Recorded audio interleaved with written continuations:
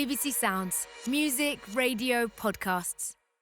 Hello, I'm Robin Ince. And I'm Brian Cox. The title of today's episode is How to Build a Bionic Human, something Robin is particularly interested in, given the state of him.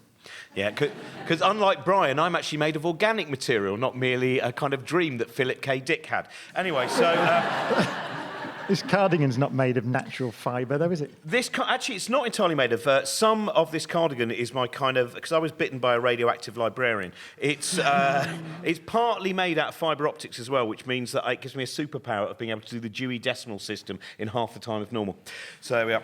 Right, and what's the classification for bleak house? 823.8.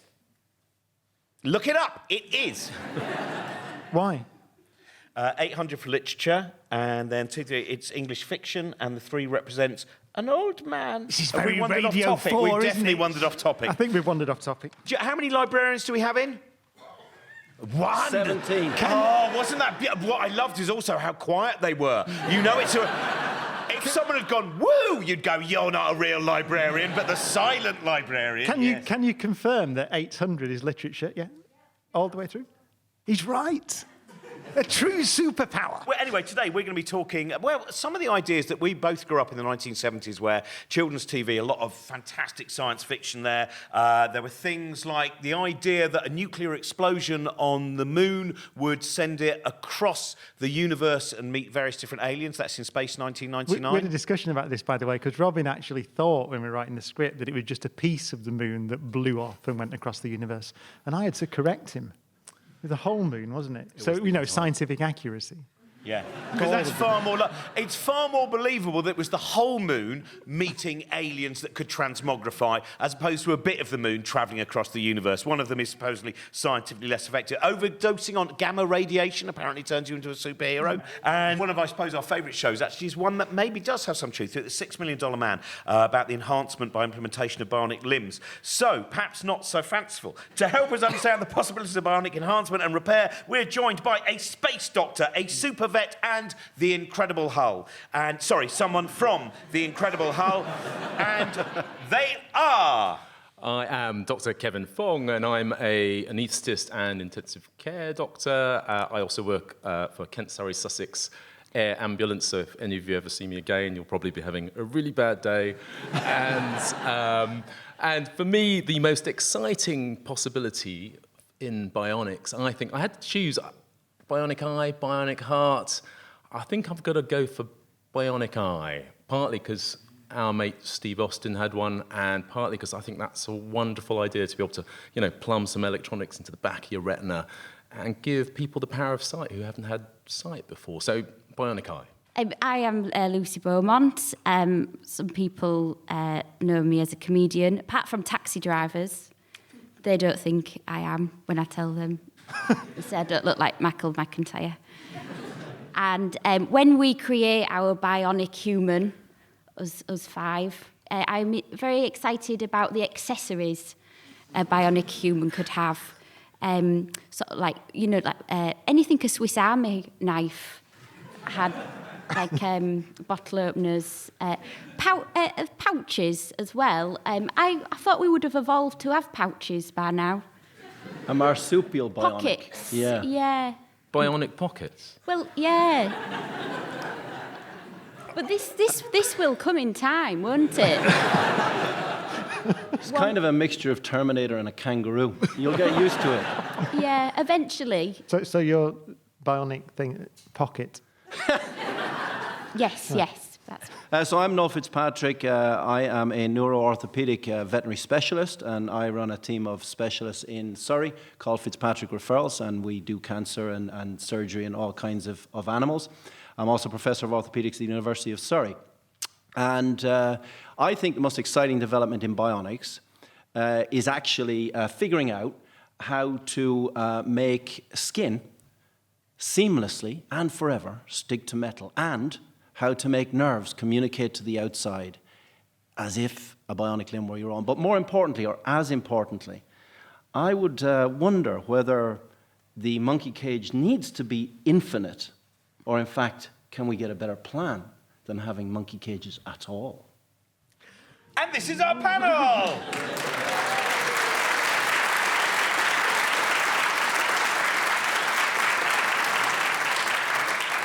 It's a hard choice, isn't it, between having nerve-ending skin with metal on it and pockets. I'm not sure which one I'm going to go with a pocket if I were you.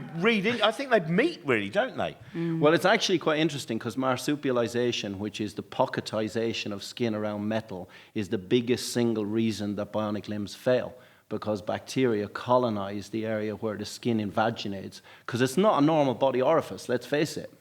Sticking metal through your skin, I mean, the bionic man is definitely going to need that, but pockets may be deleterious to his or her future. So after this show, you're going to be the bionics expert of Hull. Well, I did have we used to call my nana, we used to call her Bionic Nana, but obviously she wasn't, but she had a lot, like, both a hip replaced, shoulder, kneecap, she had a metal plate somewhere, but we don't really know where.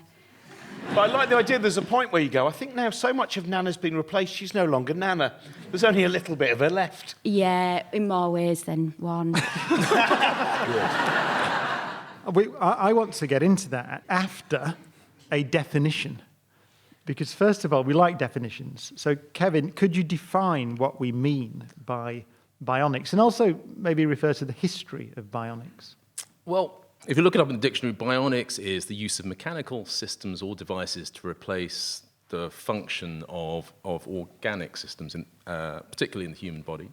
And most of us know it through for those of us who lived through the 1970s, through Steve Austin. I mean, that was what I grew up with. This is perfect 70s sci-fi superhero for me. He was an astronaut.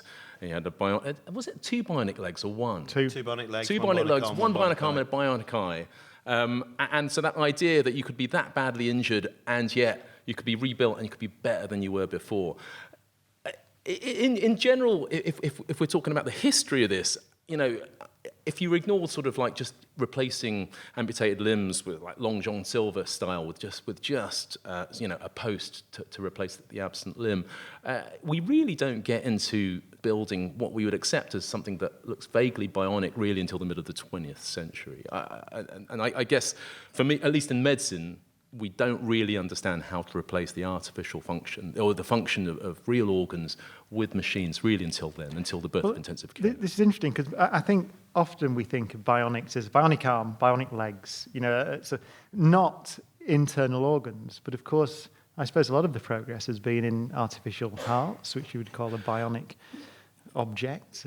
Yeah, no, absolutely. And although I guess because of popular sci-fi we think of bionic limbs, actually, certainly from a medical point of view, replacing the function of vital organs with mechanical systems is all essential, and it's the thing that preoccupies us most in medicine. And so we start off really in the history of it in the 1950s after the Copenhagen polio epidemic, when people's lungs and chest walls were paralyzed by the polio virus, with replacing that with ventilator systems, so using artificial ventilators. And then after that, we use drugs to support hearts. So that's external, and it's all external. And the irony is that although you think of bionics as the thing that makes you better and you're running around at super speed with super strength, actually, the bionics that were created in the middle of the 20th century does the opposite. It confines you to a bed and puts you next to a bunch of machines that are running into your body, and they're just barely maintaining you. And it's everything you can do to maintain this pale imitation of being alive with artificial kidneys, dialysis machines or pumps that reproduce the heart or indeed, lungs. And the total artificial heart, for example, has been this holy grail, and we've not yet quite got there. We are close, but we haven't quite yet got there. And I say that out of personal experience. And when I was a junior doctor working at a small hospital, in the middle of the night, I was sitting there, in the middle of a night shift, about 2 o'clock in the morning. Charge nurse comes up with a letter, and the letter says, "What do you think of this?" And the letter says, "The bearer of this letter has an artificial heart. Should that artificial heart cease to function, they've been instructed that an alarm will sound and they should operate their manual pump." And I said, "Why are you showing me this letter?" I said, "Because he's outside in the ambulance and the alarm's going off." And I ran outside and opened the doors, and there's 2 people inside. There's this bloke with the artificial heart saying, "Hello," and this alarm going off, and there's his son with the pump in his hand going, "Hello," only long enough, getting his hand off the pump long enough to keep pumping. And I thought, what am I going to do? So I closed the doors and I went round the front of the ambulance and I said, do you know where the heart hospital is across town? And the ambulance driver said, yes. I said, drive as fast as you can. And yet still, after all this time, after half a century of chasing artificial hearts, there's still not a reliable replacement. We still rely on transplantation of human hearts, and these total artificial hearts, as they're called, are still only a bridge to transplantation. Yeah. And one of the things that occurs to me there is how very annoying it is in the press to have people say bionic this and bionic that, or somebody's running on a bionic limb, and in fact it's just a stump socket prosthesis that's stuck to the outside of your body. And it's not bionic because it's not attached physically to your endoskeleton.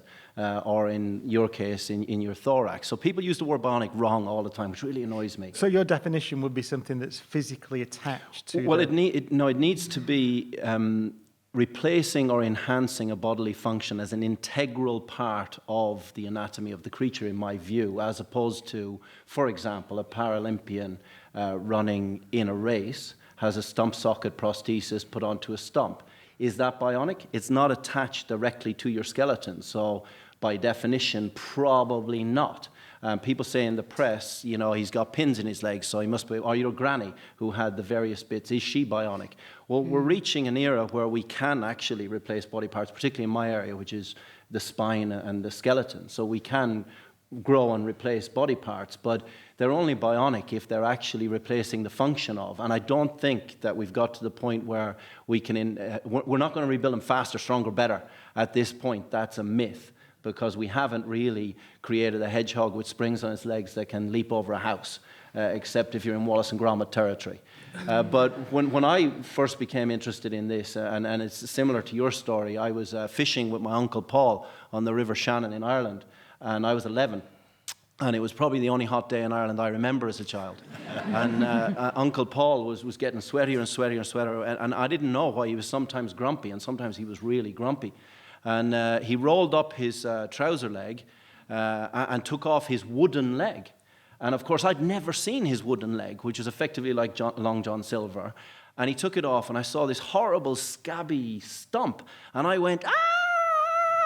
As you do if you're an 11-year-old and you've just seen your Uncle Paul's stumpy leg covered in scabs. Unfortunately for me, I was rowing and knocked his wooden leg off the side of the boat. So we spent 3.5 hours going downstream on the River Shannon chasing a wooden leg to finally have an American tourist hold it aloft in a bed of reeds and go, anyone's leg, anyone's leg. So I'm with Steve Austin. I thought at that moment we should rebuild him stronger, faster, better, and I'm still trying. But when you said about faster, stronger, I was thinking this when you were talking as well. With something like $6 Million Man, where he's lost his legs, and he's now got these legs that can go super fast, but he hasn't had his lungs replaced. They're still his old... RoboCop had. So, yeah. Well, we'll move on to RoboCop. Yeah. We'll start in the 70s, move on to the 80s, and then we'll Yeah. get... So, if that was possible, wouldn't there be ramifications? Like, for instance, when he lifts up something really heavy, the rest of his body's still just a normal human body. Wouldn't it just be Oscar Goldman going, his arms come off again because he tried to lift up something too heavy? Or when you're running at that speed, because it's not connected to the rest of the actual circulatory system, does it not mean he become wheezy? Surely he'd become wheezy. His legs are going at that speed. Well, only if his heart and lungs are driving the power of the legs. And this is the central problem. So Noel talks about it's not bionic unless you can integrate it into the body as a whole. But the problem with most of these mechanisms that require some sort of power, and particularly the heart, is that we're rubbish with batteries, aren't we? And so you can build these things, you can build them small enough and reliable enough to insert in the body so they don't need servicing again. But then the battery always sits outside you. I've met a bloke with a total artificial heart, and he sits there, and the heart's in his chest, but he's got this thing that looks like a little briefcase in which the pumping mechanism, the power is, and it makes enough noise that in a quiet room you can't really have a conversation. And so until we conquer that, you're not going to get to that, that holy grail of bionics whereby you stick the thing in and you forget about it because it has an everlasting power source. We don't have that power. It's a myth if you think it's going to be stronger, faster, better until, in the case of moving parts, we have an integral power source that is renewable. And I think that's possible. It's possible in the next foreseeable future. But I think it's important to differentiate internal moving parts from internal parts that are more static and that need to be moved by levers like muscle. So in my case, I only deal with the skeleton musculotendinous system. In your case, you deal with the heart and the lungs. Different things entirely. And the same with the eyeball, different things entirely. But bionic, I think, are we agreeing that the definition is that it needs to be integral to the body? No, we're not agreeing. What are we agreeing on the definition? Otherwise, I'm out of a bionic job. I'd like to think that I just do bionics all the time.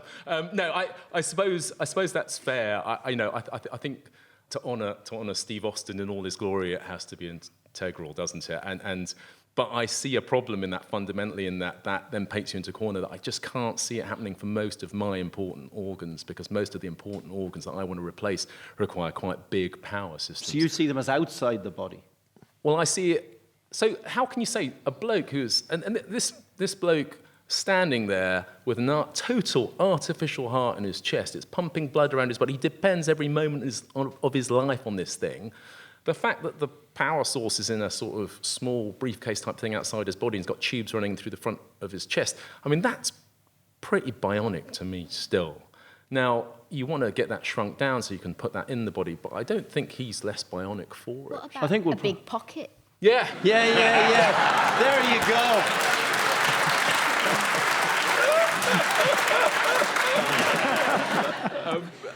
But can we agree that the holy grail would be to make it integral?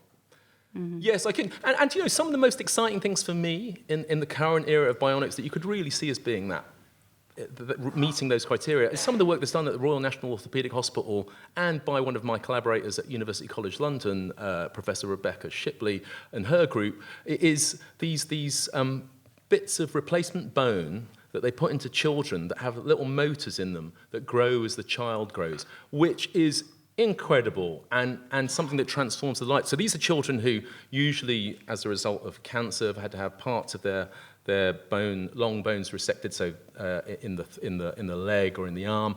And then as they grow up, you have to commit them to further operations to lengthen that bone as they grow, except now, and you'll know more about this than I know, now they have these bits of replacement bone that have this motor mechanism in them. So as the child grows, it senses that tension on this prosthesis, and the bone grows. And so the child has to have just, well, hopefully one, maybe two operations. Well, I just want to find out from Lucy, because my jaw did properly drop at that point when you were talking about the bones, artificial bones that can grow. I mean, when you're first hearing, like me, you're hearing a lot of these ideas for the first time. How do you feel about these possibilities? Because I'm 5'1" and a half, and I'd just like to be 5'3". To be honest, I couldn't. I wasn't able to sort of change my life really, because I wanted to be Mickey Mouse at Disneyland, and I got down to the final audition, and I was just too small. You had to be 5'3" for the costume. So this is the kind of world we can imagine if bionic technology works. There's people who could work for Disneyland who'd never imagined they could before. If I could chip in there, that is a reality now. So to if be you oh yeah. Well, tonight, ladies and gentlemen, for the first time, Lucy, the Labrador. No, it's a reality now, and coming back to what you just said. The grower, which is an endoprosthesis. So let's make a few definitions here. An endoprosthesis is something that's internal to the body and you can't see it. An exoprosthesis is something that's external and you can see it, and it's sometimes attached to an endoprosthesis. But the grower, which you were referring to, which is a femur, for example, that you can make grow inside an electromagnet, that was initially developed at University College London, Royal National Orthopaedic Hospital by Professor Gordon Blunn and his co-workers. And they did indeed create a bone that would grow within the child as they grew. And at that time, osteosarcoma was a very difficult disease to treat. And now it can be cut out, and of course treatment with chemotherapy for spread of the cancer. But you can replace this bone in dogs or in humans with these implants. And the holy grail for me and for my entire life's purpose is to try and get animals and humans treated side by side so that we all win. But now... not on the same ward, though. Not in the same ward, Lucy. You're not going to be subjected to that. It's the little ones, But people do make humans grow. and it's not Dachshunds. So you wouldn't mind big dogs on the ward? It's just the Oh little ones that you no, don't you like. know what? They must drive you mad as well. Surely, the yap. Do you know what I was thinking? Have you seen? You know, you're saying about the bionic. It's not the right term. Have you seen Inspector Gadget? Yes, he has lots of pockets. But it's sort of what you're saying. Maybe they're not bionic. Maybe they are gadgets at the moment. Oh, so we're going to call Kevin's bionic person Gadget Man. Yeah. When you get admitted to my ITU, I'll be in big trouble. you come at me with Which that. is going to be before the end of this show, mate, if you carry on. Yeah, we don't want any of that. So you're suggesting that Lucy could have now but the bones in her legs modified such that they can gradually grow and take her to 5'3"? This is real life half. right now. You can insert growing endoprosthesis in humans, and in fact, it is done. You wouldn't suggest it as a cosmetic procedure, though? Well, I am no one to comment on this, but it is being done With the Kardashians. Honestly. in the world today.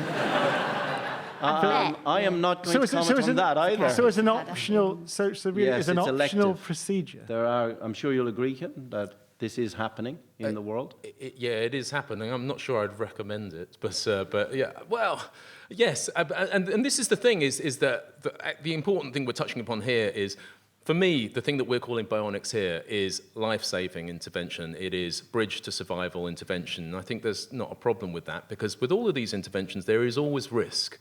And you balance that risk against a potential benefit. And then when you get into that, I'd like to be a bit taller. Sorry, Lucy, but and it's the same. I guess we talk about this with gene therapies, etc., etc. When is the point at which you say, look, these are the cards you're dealt with? To what extent do you want to enhance yourself further with these bioprostheses? Because that will become possible in the future. And so, there's a big discussion to be had about that. Yeah, the big decision for both human and animal medicine right now is ethics. Because just because we can do something does not mean we should do it. And I think it's absolutely critical for tonight's conversation, because as more and more things become possible, it absolutely does not mean that we have the right as a veterinary surgeon or a human medical surgeon to do that procedure. In my view, and certainly in my career as a veterinary surgeon, it needs to be in the patient's best interest, and it needs to be to alleviate pain and suffering and so on. Now, I am not in the realm of cosmetics, because fortunately that hasn't come into my world quite yet, although it is legal in the United States, I believe, to put in testicles after they are removed with plastic ones. I'm not entirely sure if that's bionic. Bionic balls? I'm not sure. But it does happen, and that is real life. Not my bag, and we would never... Another pouch gag. That has been the first pun for 3 weeks, and they have been starved of them. You could see. Yes. Oh! We're on the subject of pouches all night. It's very, very important that we emphasize that from a medical perspective, there's a big difference between an act of recognized human medical practice or an act of recognized veterinary practice and an experiment. They are two entirely different things. This idea of enhancement will come into the bionic debate, though, won't it? And I suppose with many medical technologies, it will be developed initially as a treatment. But you can see that, for example, you talked about your introduction, the eye. And you said, an eye that can have different functions, like the $6 million man, could see different wavelengths, infrared and ultraviolet, whatever it is. But that will come once we can build artificial eyes and integrate them into the body. And I suppose later we'll talk about the problems there.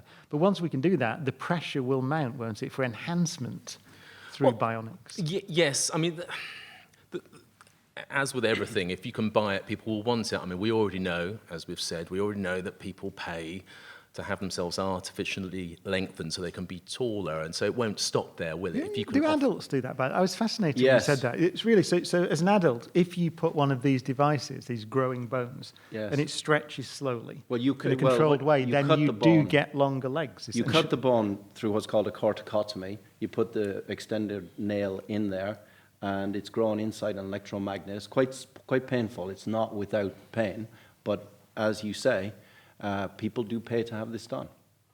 So it will eventually come if it is possible. I think the question for me is there some fundamental reason why it isn't possible? Because we're talking, slightly as if it's not a problem just to wire into your optic nerve and reproduce all of the functions that the back of your eye has artificially. But actually, the most cutting-edge artificial retina, artificial eye that we have now really only gives you a marginal advantage over not having any sight at all. And that's the cutting edge at the moment. So it basically allows an individual who is without any ability to see to have a better than average chance of seeing changes in the light field around them. This is not then suddenly they're not up there reading War and Peace in their bed at night. And so we're underplaying the complexity of the organs we're trying to replace here. The lungs are not just a pair of bellows. The heart is not just a two-stroke pump. The eye is not just a camera. And the problem is that I guess in this discussion we reduce human organ systems as if they are these sort of quasi-mechanical devices, when they're so much more complex than that. So it is possible that we don't ever achieve these things. Is the difficulty in the object itself, the retina in that case? So it seems to me that the interface between that and the rest of the body must be an extremely challenging problem. For many reasons, just wiring the nerves onto the back of it. Well, and it's not just the retina. I mean, the most common perception for people about the bionic man or the bionic woman is limbs, and we share similar challenges, albeit potentially less complex than the retina. But one of the holy grails in the projects that I'm trying to help with in both animals and in humans is to provide bionic limbs that help both dogs and humans to have much better function because they've been amputated for whatever reason.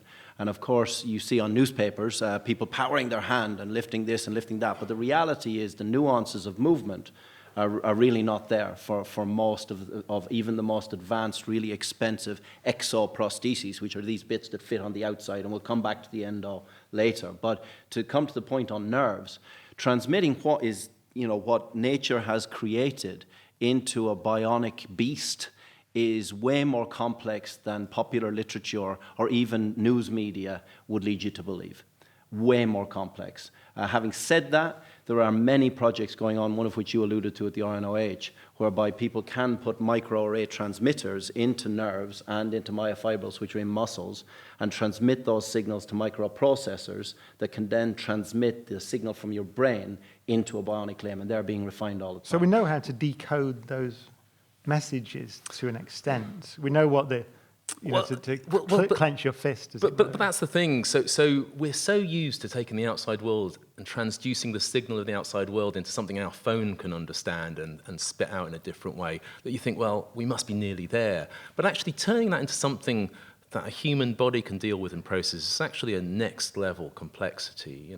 The eye is not just a camera; it's attached to an optic nerve, which itself molds itself, the actual nerve that leads from the back of the retina through to your brain molds itself according to what you see in early life. And then on the back of that is the visual cortex, the part of the brain that deals with those images. Really what you see is not really in your eye, it's in your brain. It's all at the level of perception. And so at that level of complexity, it's much, much, much more challenging than just slapping a CCD camera in the back of your eye. Well, I wanted to ask something. I'll ask you, Lucy, about the psychological effect as well, which is when we talk about having something replaced, say for in the hand, when we've seen there have been hand transplants, and the difference between the replacement of someone else's hand. Of course, in the hands of all, like it always turns out, it's a murderer and you go on a killing spree. But I think that's very much a 1935 Universal horror film. But the difference between that and having something that is an artificial. That, Lucy, do you feel, if you can imagine the difference between you knew that this your hand had been someone else's hand, and you knew that, or you have a hand that has been manufactured to replace your hand, psychologically there must be different things that you deal with. But I was talking to a guy in a pub who had a pig's valve put in, and he went off pork.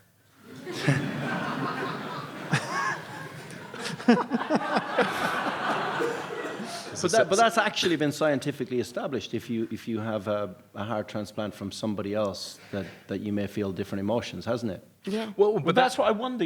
I love that idea though that the valve is actually more like a Nicorette patch. That it's like you've got a patch of ham inside you, and you go, I don't need to have it on the outside world now. I just say it's the best answer to one of your long and convoluted questions I've ever heard in 110 I'm going to remember that one, and I'm going to say that to you often. But that's an interesting point, isn't it? Because you're talking about the difference between transplantation of someone else's organ or limb onto you and how you would feel about that. But what you're doing there is getting around the problem that we've been talking about, which is all of that complexity that you're trying to interface with. When you transplant an organ, you're just borrowing the complexity from someone else and saying, here, it's ready-made, why don't you stick it in? So however hard it is to transplant a hand, it's probably easier to get that hand functioning like a real hand than it is to get an artificially built hand to work. No, I realised that coming towards the end of the show, I didn't ask the first question to contextualise, which is why did we ask a vet onto a programme about humans? Why? A night out. So my lifetime goal is to reunite 250 years of divergence of animal medicine and human medicine. Back in 1637 in Bologna in Italy, in the Theatrum Anatomicum, dogs and humans were looked at side by side, and we developed an era of medicine where there was a lot of cooperation, and vets and human doctors kind of stood side by side. They were medicine people. And then over the last 250, 275 years, we grew apart. And I'm not saying in any way that we should be doing experiments in everyday life. That's not what I'm saying. I'll give you one example just to illustrate what I mean. So you heard me say about Uncle Paul, and I really thought, this is stupid. Why does Uncle Paul have a wooden leg that's strapped onto his bottom? Why doesn't he have a piece of metal sticking out of his leg? And since then, I saw lots of dogs and cats that didn't have legs. And I thought, well, why are we not working together with the human surgeons who are trying to do the same thing for humans? And then I found out that, in fact, the precedent is that the animal model always has to be experimental, and the end point generally is death. And I realized that we're at a crossroads in medicine where, for the first time in human history, we have diagnostic imaging such as CT scans, high-resolution CT scans, where we can look at these interfaces between metal and bone without killing the patient. And it's not in any way, shape, or form, and I want to emphasize that we would ever have an animal model that is a clinical patient. But I'm talking about collaboration and cooperation. So right now at the Royal National Orthopaedic Hospital and at some other centres in the United Kingdom, for the first time in the UK, we're working together as collaborative colleagues. So there are humans that have stumps because they've had their leg chopped off or their arm chopped off, and there are dogs that need a new leg. And together we're trying to unlock these mysteries. And to come to the real crux of your point, which is we know how to make metal and bone join together. We've done it in hip replacements and knee replacements for years. What we don't know is how to make the perfect seal between the metal and the outside. If you look inside your mouth, your tooth grows out of your gum. And if you look at that, it's a miracle, because bacteria could get in there every day. If you look at a deer antler, that's bone coming through the skin. And in the rutting season, the antler comes off and bone grows through again, and it doesn't get infected. And that inspired Professor Blon at UCL to study the interface between the deer antler and the skin. And that's when I became interested. And he worked with Dr. Catherine Prendergast, and they looked at metal bonding to skin.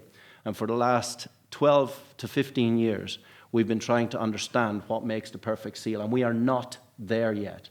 There are those that would say, well, a bionic leg is just a piece of metal that sticks through. I know I'm going off on one now because I'm a nerd. And this is it's one of the most important things, I think, because people underestimate the complexity of biology. There are those that think you can stick a piece of metal through skin, the skin will form around it like your gum around a tooth, and that's just not true. The skin has to stick to something to prevent the pouch, which, to come full circle, is where the bacteria get in. It's called marsupialization. And there are a lot of proponents of the two different types of bionic legs that are available now. One is where the skin is attached to the lining of the bone, and the second is where the skin is attached to the metal itself. And for us, we're looking for the perfect seal between the metal and the skin so that it lasts forever. And our feeling is, if you can get that seal in the first 21 days, we're in business, and we could be in business for the rest of life. That's the holy grail. If you don't, and if bacteria colonize, we lose limbs and we can lose life. And that's the price we pay for bionics. You can't imagine for 1 second that any of us can sit here and say that a bionic human or a bionic animal is ethically or morally right without taking the moral responsibility that we lose life and we lose limbs. And I think it's really important to say that because we're not God, and nature will take its course. And we live in harmony with bugs all around us, and their job is to colonize. And I heard one of your shows where you said, well, are we just receptacles for bugs? Well, I'll tell you what, if a bug gets into an amputation prosthesis, we sure are a receptacle for a bug. And that can mean the difference between being able to have a stump socket where you can walk around or being in a wheelchair for the rest of your life. Or in a dog's case, it can mean the difference between life and death. And I think that's what we're dealing with here, life and death. So we can't take bionics lightly. It's a real big ethical responsibility. What do you think of fat dogs? So this is a left field question, isn't it? But does it annoy you? Because Are we going to be biased? I've just moved to the countryside, and where everyone's got a dog, and I kept thinking, why are all these? They look so thin, and then I realised, in Hull, everyone's got fat dogs, and I thought that's what a dog was meant to look like. Well, I can't comment on the geographic diversity of the canine kingdom, but... Because I know a few people, as a treat, they buy their dog a Chinese takeaway. One had had a tumour removed, and as a treat, she got it a takeaway when they got home. Well, but what I'm saying is, you do all this bionic thing, and then there's people, they'll get them home. You'll give them a new leg, and they'll get them home and give them, a meat pie. You actually have inadvertently stumbled on one of our biggest problems with infection, which is subcutaneous fat. Oh, that's what I meant, yeah. Yes.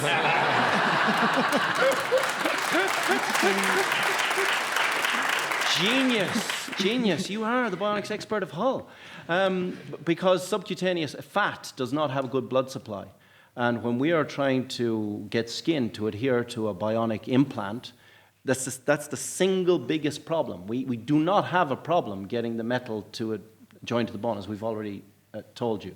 We have a problem getting the skin to stick down. And you're quite right. Obesity is one of the biggest enemies of blood supply to the skin of the next bionic woman or man. So it is a challenge. Well, we're near the end now. Kevin, I wanted one more question for you, which is, are we really, when we were talking a little bit earlier about the ethics and the ethics that may well occur as advanced goods, is this the debate where we end up whether it's replacement or enhancement? That's where we find the problems will arise.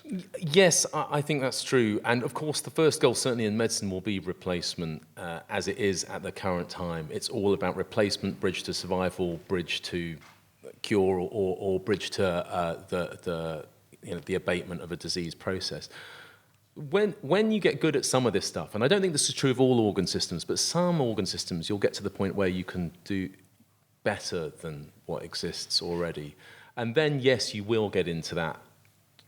Do you want that for a medical reason, or do you want that for an enhancement? But, this is something that's not that new in medicine. We have that sort of discussion going on, at the current time in much lesser ways. I mean, whether it's cosmetic surgery or areas like that.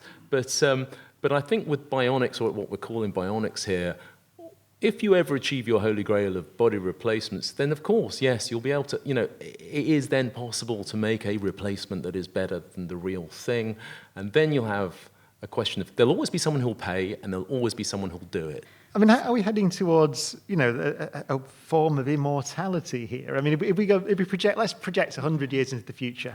It's a final sort of idea. Climate change, though, isn't it? What matter, because we'll be floating, won't we? Well, we could have to make it light. Gills. But like the man from Atlantis. Lucy, apart from human civilization ending in 100 years, do you feel optimistic? No, I don't. I don't feel optimistic about anything, to be honest with you. We've got 12 years till most places flood, haven't they? And then we're going to see sort of mass destruction like we've never seen before. And some people don't. People out there are just not going to go to bed. Most people, all they're doing is just, I've got paper straws now, and then they think that's all right.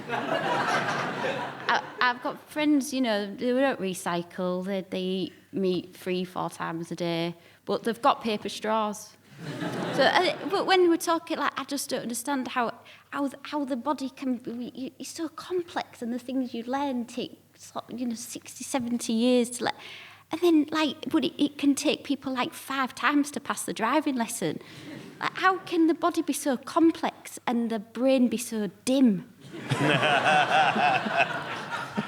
It doesn't make sense, does it? Brian's got an idea to fuse himself with a terrapin. That's how he's going to survive. That's why I'm so interested in. Do you think we're going to things are going to be okay? That's what I tell my patients.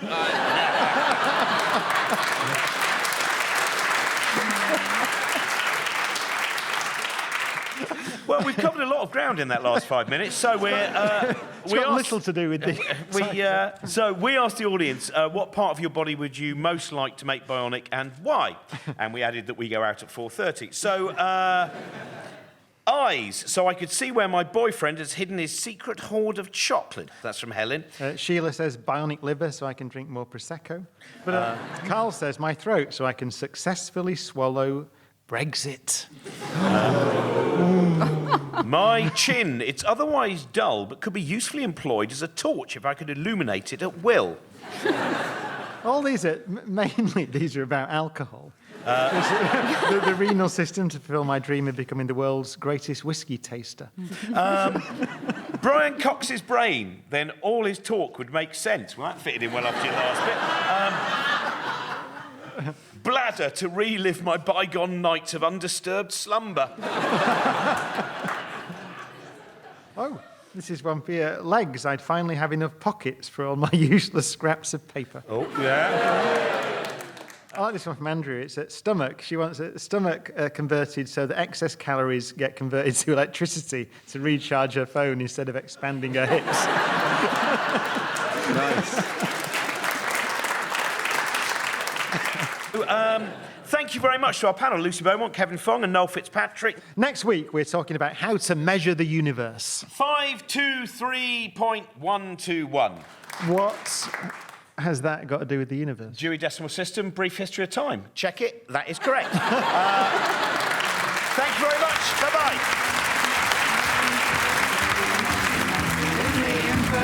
Monkey cage without your trousers in the infinite monkey cage.